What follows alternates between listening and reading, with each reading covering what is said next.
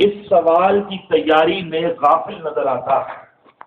اس کی مثال ہماری مسجدیں ہیں، لاکھوں کی ہزاروں کی آبادیاں ہیں، اور اتنی سہل پسندیاں آ گئیں، گاڑیاں پاس ہیں، موٹر سائیکلیں پاس ہیں، سائیکلیں پاس ہیں، دو دو چار چار گیراج میں گاڑیاں کھڑی ہوئی ہیں، مسجد چند گز کے فاصلے پر ہے۔ اگر سواری کوئی بھی نہ ہو تو اللہ نے چلنے کے لیے ٹانگیں تو عطا کی ہیں۔ حی علی الصلاۃ، حی علی الفلاح، منادی یہ خدا، اللہ کا منادی چیخ چیخ کر جھنجھوڑ کر ہمیں یاد دلا رہا ہے، آؤ نماز کی طرف آؤ، آؤ فلاح کی طرف آؤ۔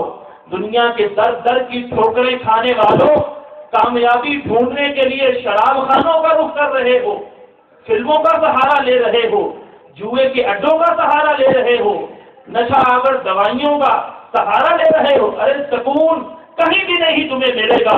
سکون قلب چاہتے ہو تو آؤ نماز میں آؤ، کیونکہ اللہ نے اسے کامیابی اور کامرانی فرمایا ہے۔ سبحان اللہ۔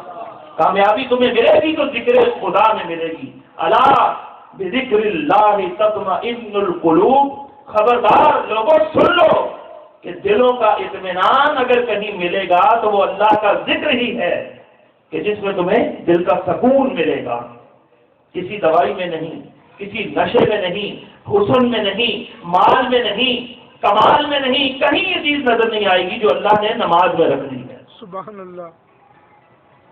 دنیا کا امتحان ہوتا ہے، ہمیں نہیں پتا ہوتا کہ 10 کتابیں ہیں، پتہ نہیں ان 10 کتابوں میں سے کون سے سوال آ جائیں گے۔ راتیں جاگتے ہیں، دن جاگتے ہیں، ہزاروں روپے خرچ کر کے ٹیوشن رکھتے ہیں، اچھے اداروں میں پڑھتے ہیں، ہزاروں نہیں اب تو لاکھوں روپے جو ہیں وہ کورسز، ڈپلوما، ڈگریز حاصل کرنے کے لیے خرچ کیے جاتے ہیں۔ پتہ نہیں ہوتا کہ کون سا سوال آ جائے۔ راتوں کی نیندیں برباد، راتوں کا چین لٹ جاتا ہے، لیکن پتہ نہیں کون سا سوال آ جائے۔ اگر اس میں ناکامی ہو بھی جائے تو پھر دوبارہ اس کو پاس کرنے کی آپشن موجود ہوتی ہے، لیکن ایک وہ امتحان ہے جو ہر کسی کو دینا ہے۔ دنیا میں چاہے وہ ان پڑھ تھا یا پڑھا لکھا تھا، دنیا میں اسے کوئی پڑھا سکا، اس کے والدین یا نہیں پڑھا سکے، اسے آخرت کا امتحان دینا پڑے گا۔ اور آخرت کا امتحان وہ ہے کہ یہ نہیں پتہ نہیں کون سا سوال ہوگا، اللہ نے اس کا پیپر بھی آؤٹ کر دیا ہے۔ اللہ نے اس کا پیپر آؤٹ کر دیا ہے کہ قبر میں یہ سوال ہونے ہیں، من ربک، تیرا رب کون ہے، ما دینک، تیرا دین کون سا ہے، اور ما کنت تقول فی حق ھذا الرجل، یہ ہستی، یہ دو عالم کے تاجدار، یہ میرے محبوب رحمت للعالمین، ان کے بارے میں دنیا میں تو کیا عقیدہ رکھتا تھا۔ اللہ نے بتا دیا یہ سوال ہونے ہیں۔ چوتھا سوال ہی کو بتایا، آخرت کا بتا دیا کہ ایک سوال ہوگا سب سے پہلا نماز کا، اس میں ناکام ہو گئے تو پھر ساری ناکامی کا منہ اٹھانا دیکھنا پڑے گا۔ تو ہمارے سامنے پیپر موجود ہے، کتنا بدبخت ہے وہ شخص، کتنا احمق ہے وہ شخص، کتنا بیوقوف ہے وہ شخص جو امتحان بھی دینا چاہتا ہے یا امتحان دیے بغیر جس کا چھٹکارا بھی نہیں ہے، اور اسے پتہ بھی ہے کہ کوئی پتہ نہیں کس دن کس وقت امتحان شروع ہو جائے۔ آخرت کی منزلوں میں سے سب سے پہلی منزل موت ہے۔ آج ہم بھی کسی کی موت کے بعد اس کی یاد میں، اس کی مدد کے لیے، اس کو ثواب پہنچانے کے لیے آج حاضر ہیں۔ جن کو کل زندوں میں شمار کیا جاتا تھا، آج ان کا شمار مردوں میں ہو رہا ہے۔ تو آج ہم زندہ ہیں، آج ہمارا نام زندہ ہے، کل ہمارا شمار بھی مردوں میں کیا جائے گا۔ لیکن یہ ٹاپک ایسا ہے، یہ حقیقت اتنی تلخ ہے، اس کا ذکر بھی اچھا نہیں لگتا۔ کہتے ہیں یہ کیا دقیانوسی بات شروع کر دی، یہ کیا پرانا سا ٹاپک لے کر شروع کر دیا۔ ارے دنیا میں آئے ہو موجیں کرنے، موج مستیاں کرو، اللہ نے ہمارے لیے سب کچھ بنایا ہے، لہذا دیکھی جائے گی، آگے جائیں گے تو دیکھی جائے گی۔ مسلمان، یہ سوچ، یہ فکر ہمارے اسلاف نے ہمیں نہیں دی، جن کو جنت کی بشارتیں دے دی گئی، جن کے سبب سے اللہ نے ان کی اگلی اور پچھلی امتوں کے گناہ بخش دیے، اگلوں اور پچھلوں کے اللہ تبارک و تعالیٰ نے گناہ معاف کر دیے، وہ بھی یاد خدا، فکر آخرت میں زار و قطار روتے ہیں۔ رسول کریم علیہ السلام اتنا روتے ہیں، اتنا خوف خدا سے گریہ ازاری کرتے ہیں کہ ان کے دل کی دھڑکن کی آواز میلوں دور تک سنائی دیتی تھی، جنہیں جنت کی بشارت دیتی گئی۔ حضرت عمر فاروق رضی اللہ تعالیٰ اتنا روتے کہ رو رو کے چہرے پر آنسوؤں کے بہنے سے 2 سیاہ لکیریں پڑ گئی تھی۔ حضرت ابوبکر صدیق جو سارے انسانوں میں سب سے افضل ہے نبیوں کے بعد، جن کو جنت کی بشارت دے دی گئی، جن کا ایمان ساری مخلوق کا ایمان ایک پلڑے میں رکھ دیا جائے اور دوسرے پلڑے میں صدیق اکبر رضی اللہ تعالیٰ عنہ کا ایمان رکھ دیا جائے تو ان کا ایمان سب مخلوق والوں کے ایمان سے جو ہے وہ بھاری ہو جائے گا۔ سبحان اللہ۔ اس کے باوجود وہ روتے ہیں، کہتے ہیں کاش میں کوئی چڑیا ہوتا، کاش میں کوئی گھاس ہوتا، مجھے حساب آخرت نہ دینا پڑتا۔ وہ اتنے عظیم بزرگ تھے، یاد آخرت، خوف خدا ان کے دل میں کوٹ کوٹ کے بھرا ہوا تھا۔ لیکن آج ہم ہیں کہ آخرت کی فکر سے غافل ہیں، لوگوں کے جنازے کندھوں پر اٹھاتے ہیں، قبروں میں اپنے ہاتھوں سے اتارتے ہیں، چند دن گھر کا ماحول سوگ والا ہوتا ہے، ٹی وی آن نہیں ہوتا، چند دن جب سب سیڈ رہتے ہیں، سب جناب چہرے پر اتنی اداسی چھائی ہوتی ہے، سنجیدگی چھائی ہوتی ہے، جیسے ہی آہستہ آہستہ دن گزرتے ہیں دوبارہ وہی غفلت کے غلاف دلوں پہ چڑھتے ہیں اور آہستہ آہستہ ہم اس دنیا سے گئے ہوئے شخص کو بھول جاتے ہیں۔ وہی گھر جس سے میت اٹھی تھی اسی میں دوبارہ کوئی فنکشن ہو تو وہاں ناچ گانے ہو رہے ہوتے ہیں۔ اتنے ہمارے دل سخت ہو گئے۔ تو سرکار علیہ السلام نے جو ہمیں شریعت عطا کی ہے، ہمیں اس کا احترام کرنا چاہیے، اسے سیکھنا چاہیے، اس پر عمل کرنا چاہیے، اور اس شریعت کا جو سب سے پہلا حکم ہے ایمانیات کے بعد وہ ہے نماز۔ یہ نماز ایسا فریضہ ہے کہ اس کا انکار کرنے والا کافر ہے، اس کا انکار کرنے والا کافر ہے۔ جو کہتا ہے کہ نماز فرض نہیں ہے وہ شخص دائرہ اسلام سے خارج ہے۔ اس کے بارے میں احکام سنیے، پھر میں اس کے فضائل آپ کی گوش گزار کروں گا۔ نماز ہر عقل مند مسلمان پر، بالغ مسلمان پر فرض ہے اور فرض عین ہے۔ اس کو قصداً جان بوجھ کر جو ایک مرتبہ چھوڑتا ہے وہ فاسق ہو جاتا ہے، وہ فاسق ہو جاتا ہے، وہ گناہ کبیرہ جو سب سے بڑا گناہ کبیرہ ہے، یعنی شرک کے بعد وہ اس کا مرتکب ہو جاتا ہے، اور فاسق کی گواہی قبول نہیں ہوتی شریعت کے اعتبار سے۔ عدالتوں میں تو ایسے دو جو مرضی گواہی دینے کے لیے گواہ تیار کر لو، کئی فسق کرنے والے، فجور کرنے والے گواہیاں دے رہے ہیں۔ پنچایتوں کے اندر، محلوں کے اندر، خاندانوں کے اندر، برادریوں کے اندر پنچایت مقرر ہوتی ہے، فیصلے ہوتے ہیں، گواہیاں لی جاتی ہیں، لیکن شریعت کے اعتبار سے فاسق کی گواہی جو ہے وہ مردود ہے۔ تو بہرحال جس نے ایک مرتبہ بھی جان بوجھ کر نماز چھوڑی وہ فاسق کہلاتا ہے۔ ہاں اس کو قضا کر لے، پھر توبہ کر لے، آئندہ کبھی نہ کرنے کی نیت کر لے، اس کا فسق جو اس سے دور ہو جائے گا۔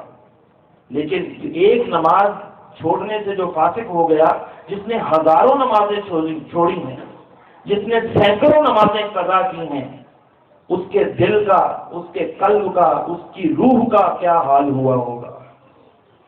آج ہمارے ظاہری جسم پر کوئی داغ لگتا ہے، ہم وہ لباس نہیں پہنتے، جس لباس پر داغ لگتا ہے ہم وہ لباس نہیں پہنتے، کیوں کہ یہ ڈاٹ نظر آ رہا ہے۔ اللہ کے رسول نے فرمایا کہ جو کوئی گناہ کرتا ہے، ایک گناہ کرتا ہے دل پر ایک سیاہ دھبا لگ جاتا ہے، دوسرا گناہ کرتا ہے دوسرا دھبا لگ جاتا ہے، آہستہ آہستہ فرمایا کہ اس کا سارے کا سارا دل سیاہ ہو جاتا ہے، پھر اس کو کوئی نصیحت اثر نہیں کرتی، پھر اس کو کوئی واعظ، کوئی تقریر، کوئی نصیحت، کوئی اس کو تبلیغ، کوئی کسی قسم کی چیز اثر نہیں کرتی۔ تو انسان اپنے ظاہر کو تو پاک صاف کرنے میں لگا ہوا ہے، کبھی اس باطن کی طرف بھی نگاہ کی ہے جس باطن کو تمہیں اللہ کے سامنے پیش کرنا ہے۔ اللہ فرماتا ہے قلب سلیم جو لے کر آئے گا، گناہوں سے پاک جو دل لے کر آئے گا، گناہ کی گندگی سے، گناہوں کے زنگ سے پاک دل جو لے کر آئے گا، اسے ہی اللہ کی بارگاہ میں نجات ملے گی، سبحان اللہ، اسے ہی اللہ کی بارگاہ میں तहाइफ दिए जाएंगे, जन्नत के दिए जाएंगे, आला इल्लियीन में उसे शामिल किया जाएगा। लेकिन जिसका नफ्स जो है वो गंदा है, गंदगी से आलूद है, बातनी अमराज के अंदर जकड़ा हुआ है, वो अल्लाह की बारगाह में मुजरिमों की सफों में खड़ा किया जाए।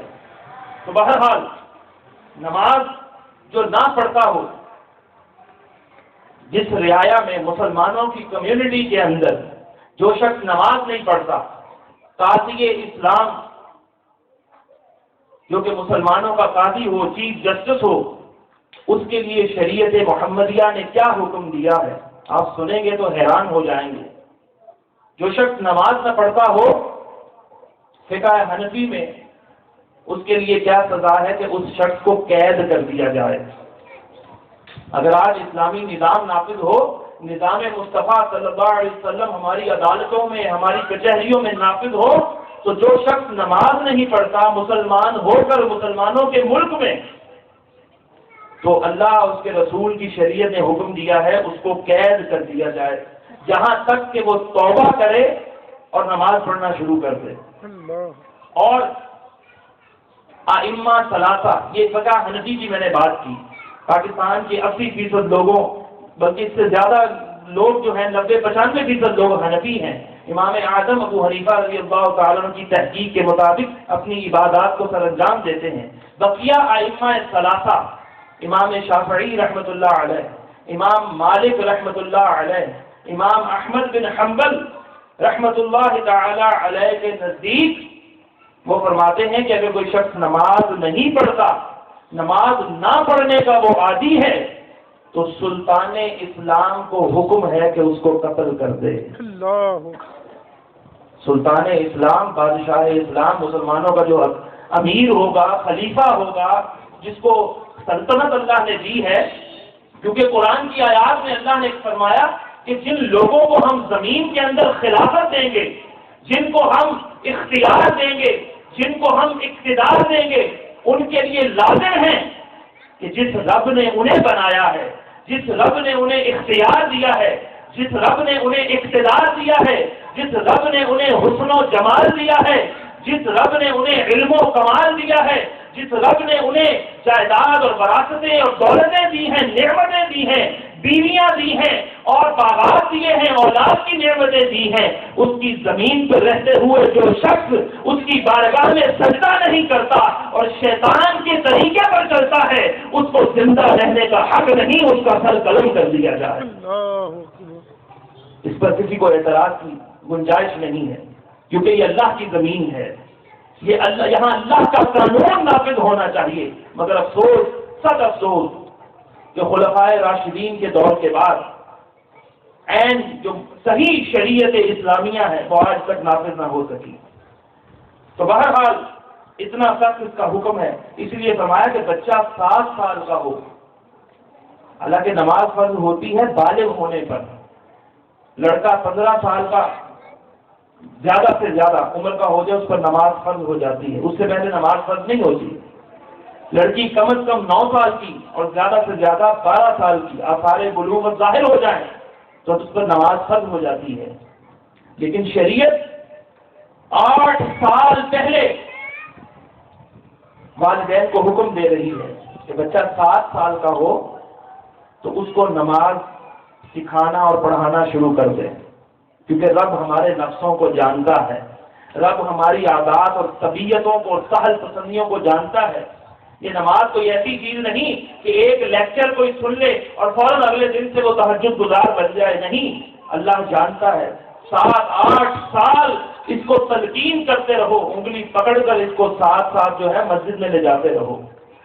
बच्चे को हुक्म कहा, वालिदैन को हुक्म दिया कि बच्चे को नमाज सिखाना शुरू कर दो, उसे हुक्म है कि उसे नमाज पढ़ाए, वालिदैन को हुक्म है। जब 10 साल का हो जाए फरमाया कि फिर मार कर नमाज पढ़ाओ, जानवरों की तरह नहीं मारना। जिस तरह वालिदैन अपने बच्चों को सजा देते हैं, बाद वालिदैन उस्ताद अपने शागिर्दों को, वो सजा उनके जुर्म की इतनी नहीं होती जितनी अपने नफ्स को ठंडा करने का जो है, नफ्स का गुस्सा ठंडा करने की सजा दी जाती है।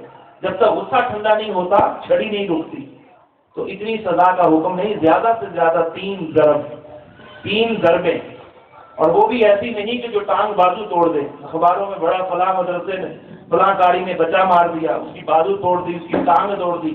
کئی والدین فخر کرتے ہیں میں نے بچے پہ ویپر توڑ دیا، میں نے یہ کر دیا.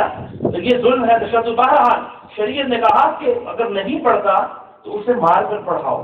اتنا اہم یہ رکن ہے، اتنا اہم یہ فریضہ ہے کہ اللہ تبارک و تعالی نے اس کو ہر مسلمان عاقل بالغ پر فرض کر دیا ہے.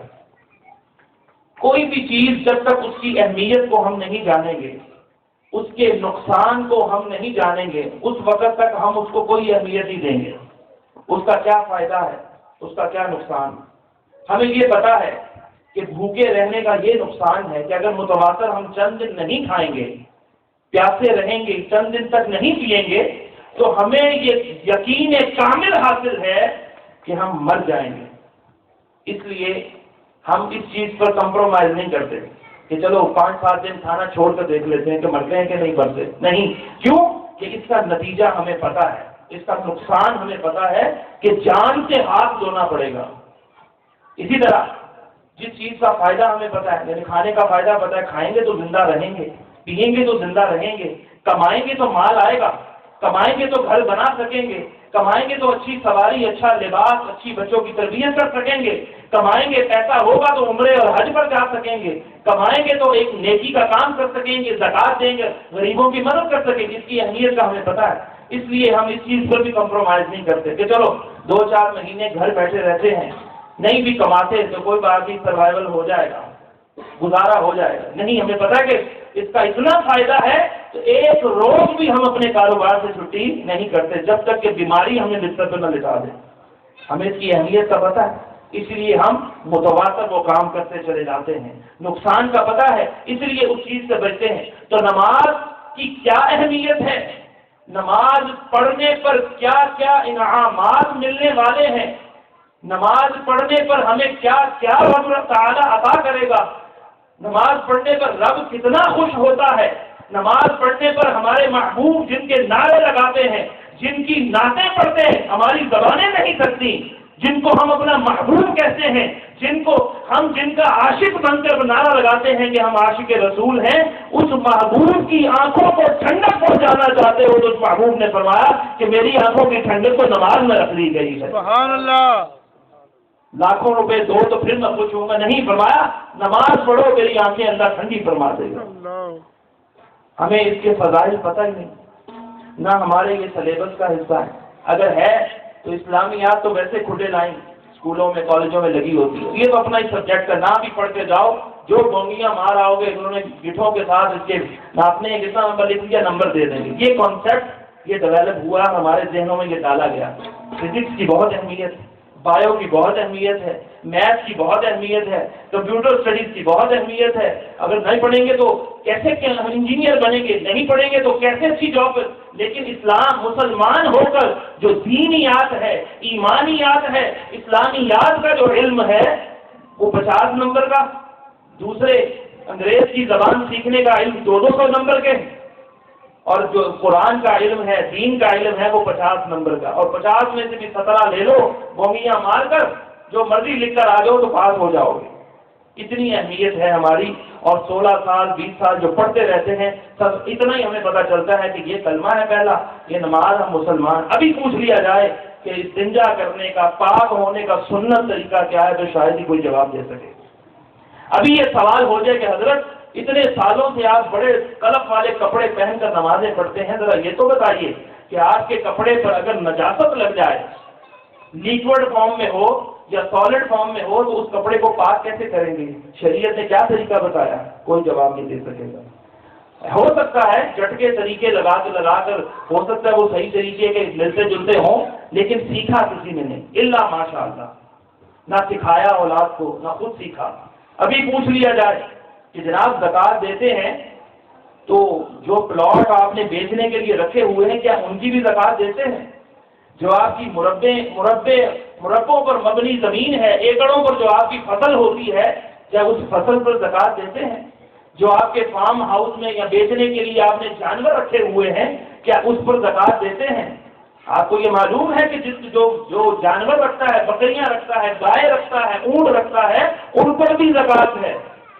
تو جواب ہوگا یہ تو ہمیں کسی نے بتایا نہیں، مجھے تو 60 سال ہو گئے، میں تو زکاتیں دے رہا ہوں، پوری دے رہا ہوں، لیکن کیا ہے کہ سیکھا نہیں، اہمیت نہیں پتا۔ تو بہرحال یہ موضوع بڑا طویل ہے، لیکن ہم اسلام کے جو 5 بنیادی ستون ہیں جس پر بنیاد اسلام کی عمارت قائم ہے، ان میں سے سب سے اہم ستون جو ہے یعنی ایمان کے بعد وہ کیا ہے؟ نماز ہے۔ اللہ اور اس کے رسول کی، اللہ کی توحید اور اس کے رسول کی رسالت کی گواہی دینے کے بعد اقام الصلاۃ، نماز کو قائم کرنا ہے۔ آپ جانتے ہیں ایک لینٹر جب ڈالا جاتا ہے اس کا اہم ستون 6 ستونوں کے اوپر، پلرز کے اوپر ایک عمارت قائم ہونی ہے، اور درمیان کے اندر ایک اہم ستون ہے، اگر وہ نہ ہو تو لینٹر کسی بھی وقت گر سکتا ہے۔ وہی ستون کسی نے گرا دیا خود تو اس کی ہلاکت ہو جائے گی، وہ تباہ و برباد ہو جائے گا، خائب و خاسر ہو جائے گا۔ اسی طرح ایمان کے بعد جو سب سے اہم ستون ہے اسلام کی عمارت کا، وہ کیا ہے؟ نماز۔ اور اس ستون کو ہم اپنے ہی ہاتھوں سالوں سال سے توڑ چکے ہیں، جس کی وجہ سے ہمارے دل پتھر ہو گئے، ہمارے رزق میں برکت ختم ہو گئی، ہمارے اوپر بیماریوں نے بسیرا کر لیا، ہمیں دل کا سکون نہیں، ہم اپنی جان کی فکر میں لگے ہوئے ہیں، ہم جناب ٹینشنوں کے اندر جو ہیں کھپے ہوئے ہیں، دنیا کی دولت کی ہوس اور لالچ کے اندر ڈوبے ہوئے ہیں، جس کی وجہ سے دن گزرتے جا رہے ہیں، برق زندگی کی کتاب کا پلٹتے جا رہے ہیں، اور نہ جانے کس دن موت کی تلوار جو ہمارے سر پر لڑک رہی ہے کس دن وہ چل جائے۔ تو نماز کی جب تک اہمیت نہیں پتہ ہوگی، نماز چھوڑنے کی جو سزائیں ہیں ان کا یقین کامل نہیں ہوگا جب تک نہ آپ کبھی نماز پڑھنے کے عادی بنیں گے، نہ ہی نماز چھوڑنے پر کبھی روئیں گے۔ نماز اتنی بڑی دولت ہے کہ جس کے چھوڑنے پر ہمارے اسلاف روتے تھے کہ نہ جانے ہم سے کتنی بڑی دولت چھن گئی۔ تو جس کام کو آپ نے اپنانا ہے، جس عبادت کو اپنانا ہے، اس کے فضائل پڑھیے، فضائل پڑھیں گے قرآن سے، احادیث سے، آپ کا یقین کامل ہوگا، آپ کو ایمان کی حلاوت اور مٹھاس اور ٹھنڈک محسوس ہوگی۔